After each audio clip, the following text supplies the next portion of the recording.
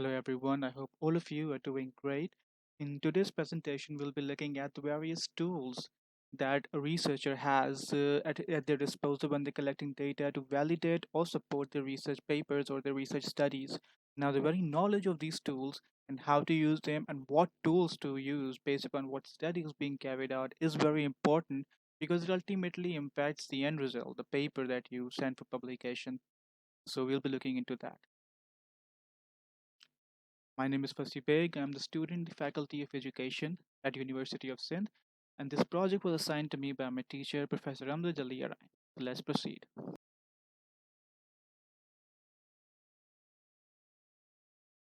So, before we move any further, we must understand what data collection really means. So, it's a process of gathering and analyzing relevant information that offers solutions to whatever research questions you might have set to begin with before coming down to collect the data and to write up your research paper. So the data that you collect is in order to answer these questions or to support the argument that you're making in your study. So simply put, it's a process of gathering all the relevant and specific information that supports and or fuels your research project. And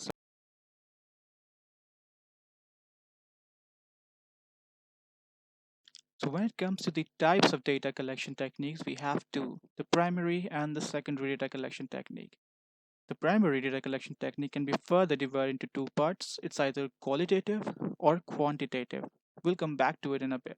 Before that, you must understand that if your field of study or the research that you're carrying out is on a topic for which very little or no literature is available, so whatever data you collect will be classified as primary because it's new, it's not pre existing, it's fresh.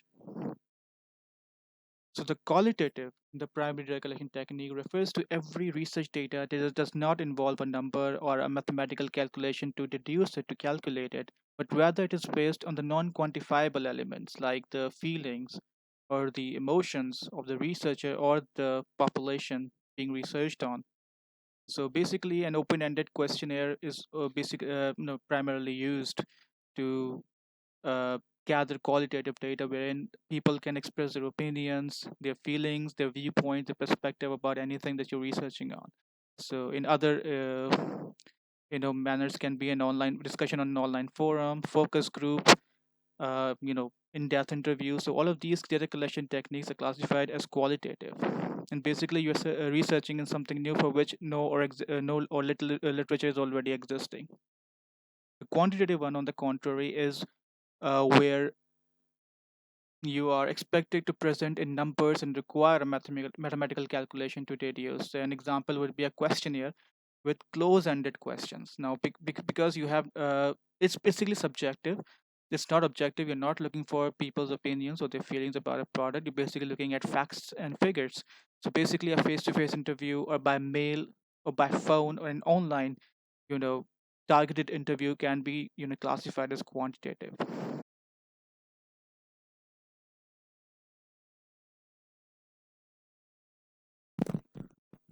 Secondary data collection, the other hand, is referred to as the gathering of second-hand data. Data collected by an individual who is not the original producer of that data, the original collector of that data, but we are basically just using the information because it's relevant to whatever you are researching on currently.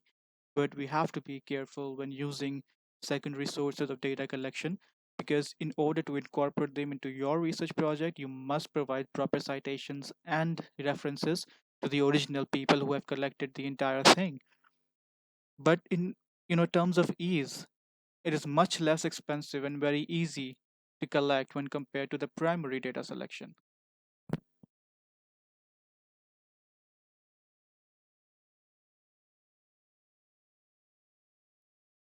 So now we'll look at why it is important to be careful when collecting data and presenting it in a proper and orderly fashion. So here are a few reasons.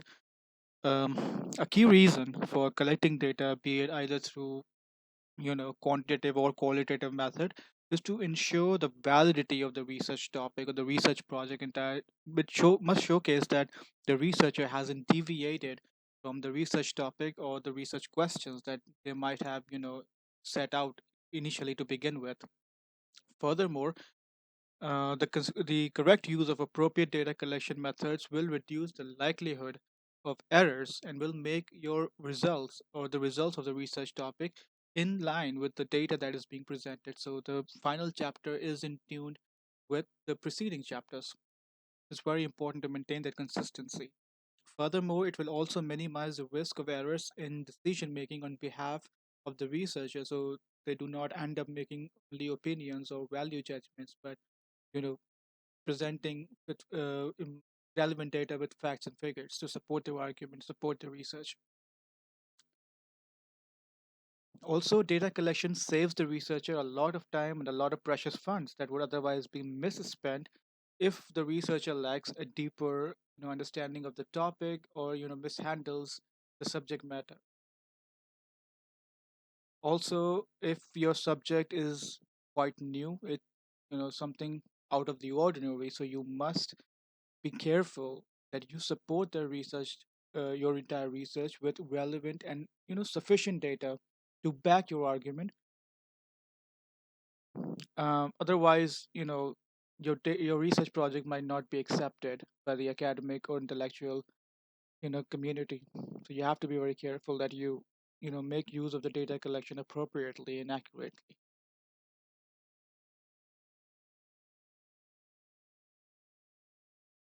Next, we will be seeing what we mean by data collection tool, and we'll be also be looking at a few examples of various data collection tools that are available for any researcher to use.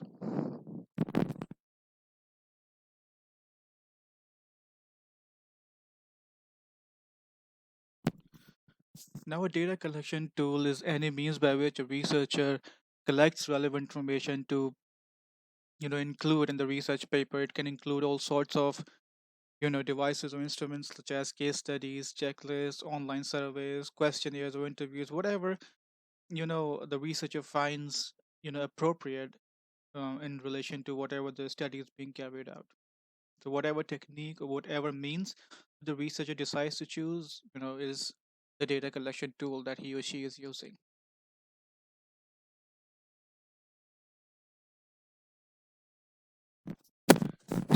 So the first data collection tool that we're going to be discussing is an interview, which is a face-to-face conversation between two individuals with the sole purpose of collecting information that is relevant to the research or the study being carried out.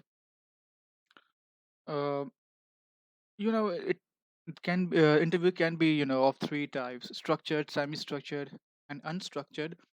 Now, to not complicate things unnecessarily, I would just explain these three types as structured being interview where all the questions are pre-planned. You do not deviate from that. You only go in, you ask the question that you have already decided, and you get the response from response and feedback based on those questions only. Semi-structured is where some of the questions are pre-planned, but some of the questions you ask on the spot. You decide as a researcher that should be included to make your information more relevant. Whereas the unstructured form of interview is completely spontaneous. You do not have anything in plan, and you just think about what questions you would be asking the research sampling population that you're researching on. What you would be asking those people, the respondents, then and there. When you're talking with.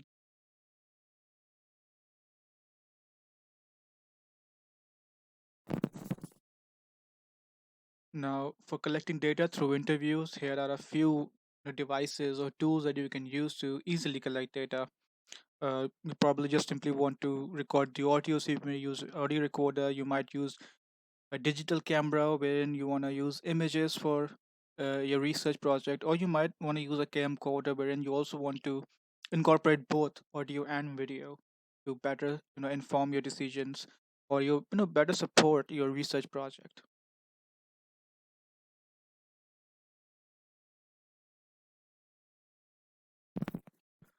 Next, we have questionnaires, which is the process of collecting data through an instrument consisting of a series of questions and you know with prompts to receive a response from the individual they are being administered to. These can be in online form or simply written down on papers.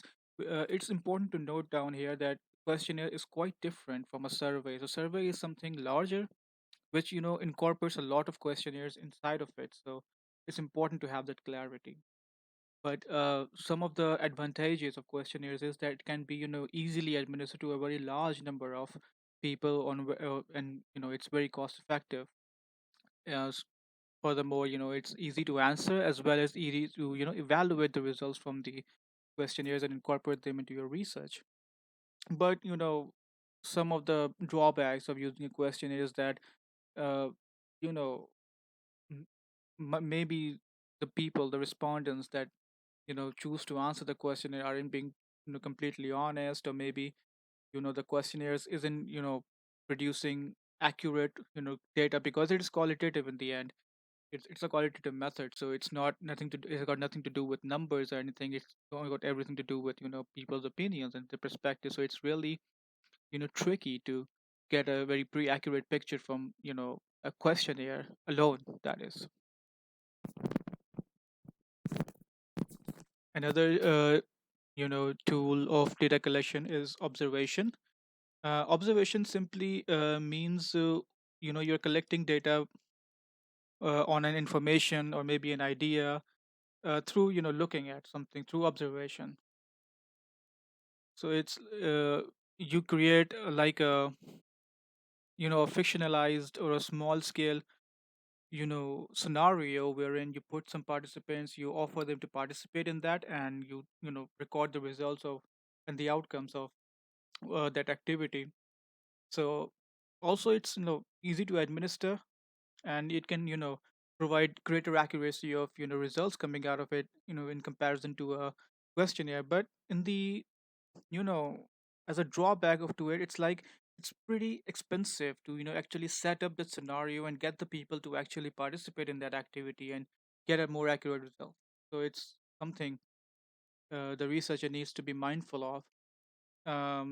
You can have a lot of techniques when it comes down to observation. Two of them are mostly used. That is, either you make a checklist which state a specific criteria and allows the researcher to gather information and make judgments about what they should know in relation to the outcomes, or maybe a direct observation is more accurate based upon the study being carried out, which will be like the observational study method of collecting evaluative information. So the evaluator or the person that is making the observation watches the subject that the observation is being or the research is being carried out on, and you know just records whatever they observe, whatever they find interesting or relevant to the research.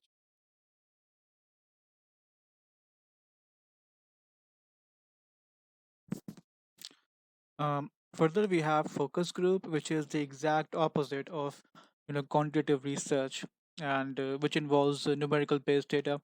This data collection method focuses more on qualitative research, and it falls under the primary category, which we discussed a couple of slides back.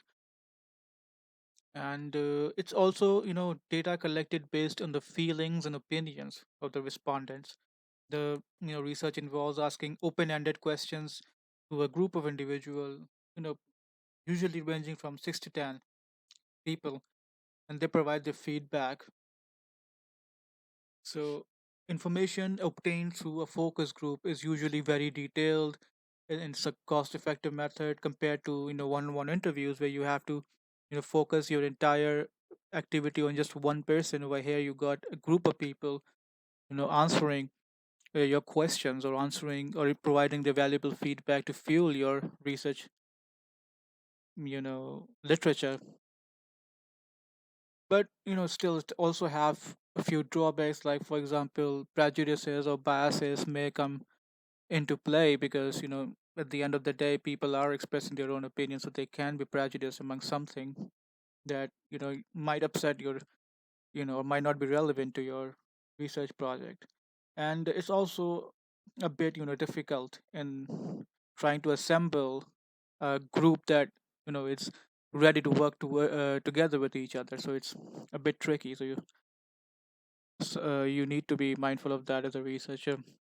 Also, a focus group can be organized in a couple of ways. The two most prominent or most popular ones are the two-way and the dueling moderator. Two-way is where one group watches another group answer the questions posed by the moderator as in the researcher maybe. And after listening to what the other group has to offer, the group that was listening are able to facilitate, uh, more discussion and could potentially draw different conclusions. So you have a pretty varied response out of the focus group activity. And the dueling moderator is where there are two moderators who, simply contradict each other. So one is in against, or one is in favor, and the main positive, and it's some sort of like gets people to discuss, to talk on two different perspectives and get a more varied and a more rich sort of like feedback from the entire activity, makes it more valuable and more fruitful in the end.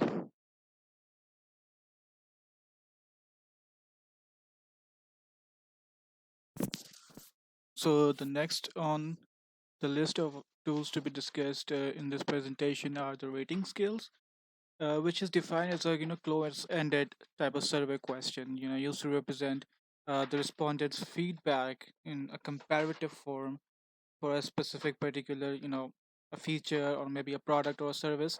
So it's one of the most established question types for online and offline surveys. So where survey respondents are expected uh, to rate attribute or feature. Like for example, you might have come across a few surveys where they ask you how you feel about something. Do you agree with it? Are you neutral or undecided about something? Or if you feel strongly about it, how strong do you feel? So you're basically rating out your feelings and the intensity to which you feel towards something.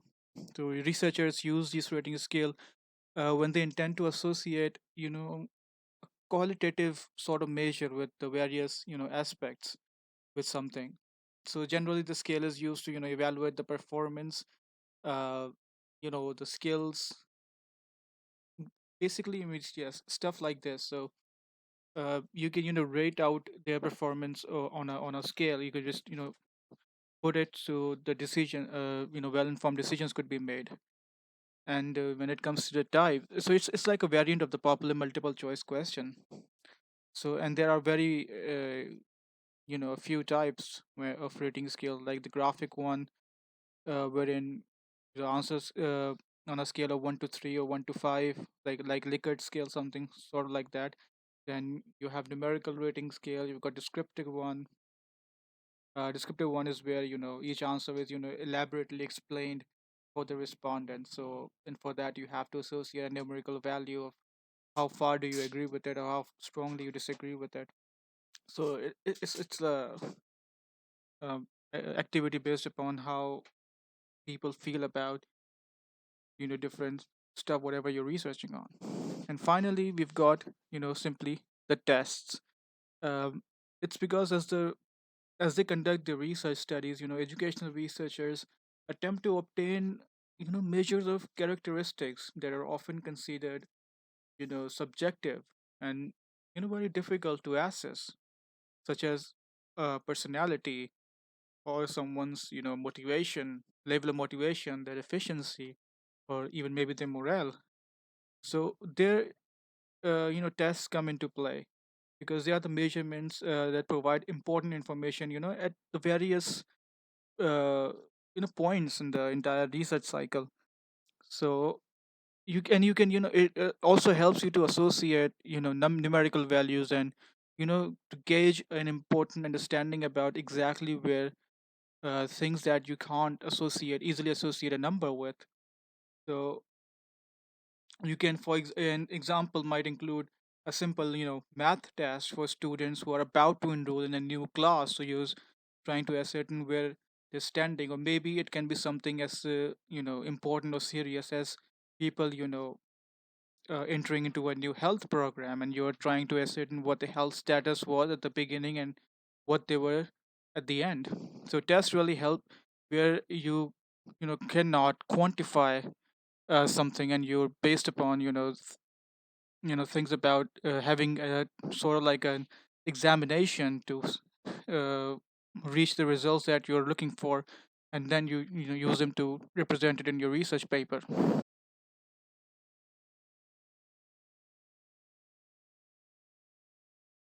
Well, that wraps up this presentation. Thank you very much for your time.